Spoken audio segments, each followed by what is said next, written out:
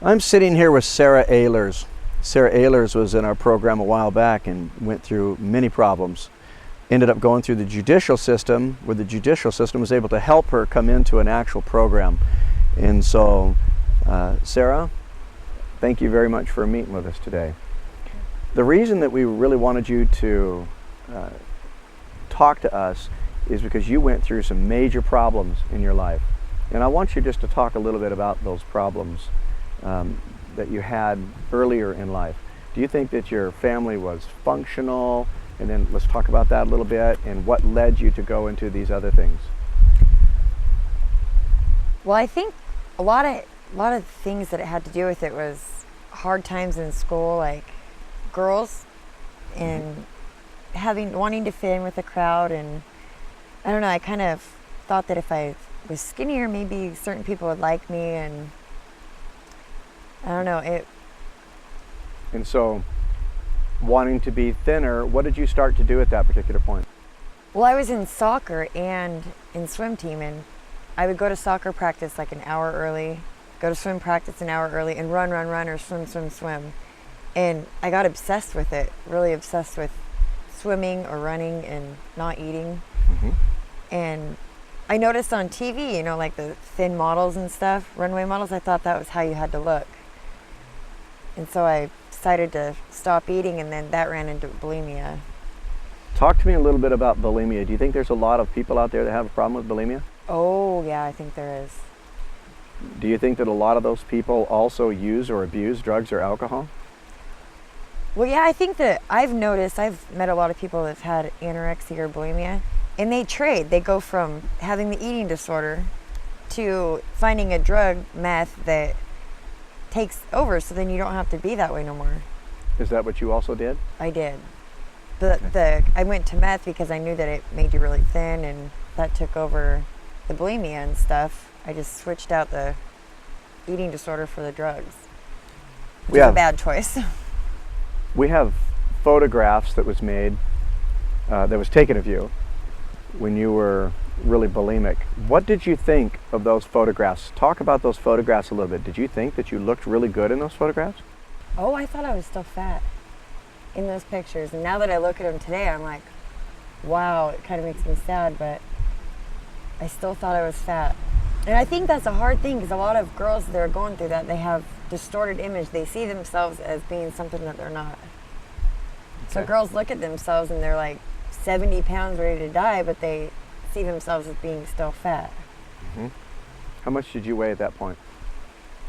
I went to a hospital in Ballard, Seattle. I forget the name of it, but I was 78 pounds when I got over there. Okay. And at 78 pounds at your height, you thought that you were fat? I still did. And I couldn't even eat half of a slice of an orange. Half of a slice. Mm-hmm. That's not even anything. So I got my stomach to see how big it was, and it was no bigger than the size of a pea. Mm-hmm. Okay. Very little. Now tell me, where did drugs fall into this whole thing with you and bulimia?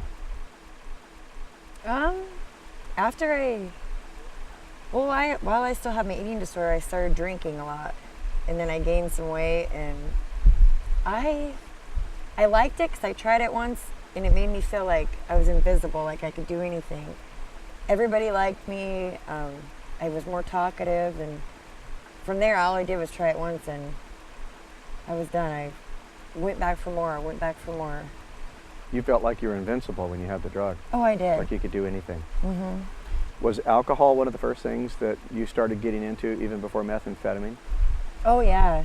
I would drink every day. It's a little bit weird, but I'd buy a bottle of Jaeger and I'd drink that every day for like a month straight. And then I went over to my cousin's house and tried meth once, and then kept going back for more. Okay. But that destroyed my life. Oh.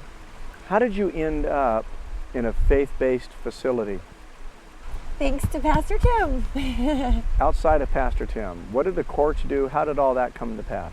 Well, I was sitting in court and you walked in. Thank you. And Judge Simpson was like, Sarah, you're going to die if you don't get some help. And so he sent you out with me outside and said, Pastor, can you get her in your program? And I don't know if you were even there for me. But I'm so thankful that you helped me. Did you find that odd that the judicial system would allow you to go into a faith-based when you should have actually, I mean, your options were what at that point? What were your options? 3 years in jail or more. So you had to go to prison for 3 years, which wasn't going to do you any good because you were bulimic, and the judicial system still chose for you, or you chose and the judicial system agreed that they would try to put you in a faith-based organization to help you. Yes, well, Judge Simpson knew, Sarah, you're going to die if you go into prison. It's either die or go into this Christian faith-based program. Okay, what happened at that point? You're in this program. What happened now? What changed you? God. Oh, definitely. I was in the program. I tell everybody this. It's great. I was in the program, and Justine and all the girls that were in there prayed over me, and I was terrified of food, and I was pregnant at the time, but I was still really scared of food. And they prayed over me, and the next day I woke up and I ate pancakes, a stack of them. I don't know. My faith is God. I talk to girls all the time that have eating disorders, and they say, so there is hope. And I said, yes, God is your hope.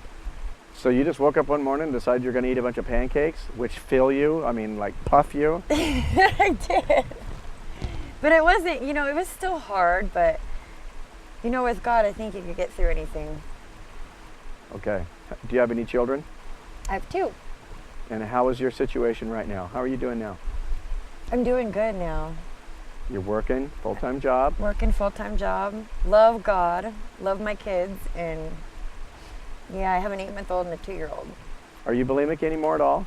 No, not at all. So if you were going to say something to the judicial system that is out there, what would you be telling them right now? I would tell them that I don't think jail's a good place for people. I think that you get angry inside there. You're around more people that are like you. Of course, it's good to be around people that are like you, but I don't know, you just come out angry and you just want to go back to doing whatever you were doing before you went in there. And I think that if you could put someone in a faith-based program with God, it helps a lot. Good.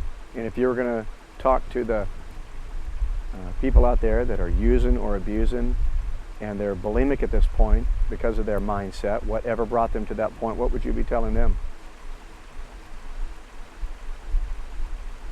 The person that weighs 78 pounds out there. Oh, that there is hope for you, and God loves all of us.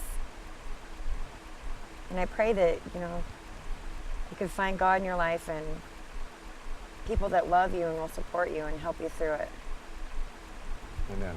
Thank you very much for talking with us. Yes, thank bless you you. for having me. God bless you.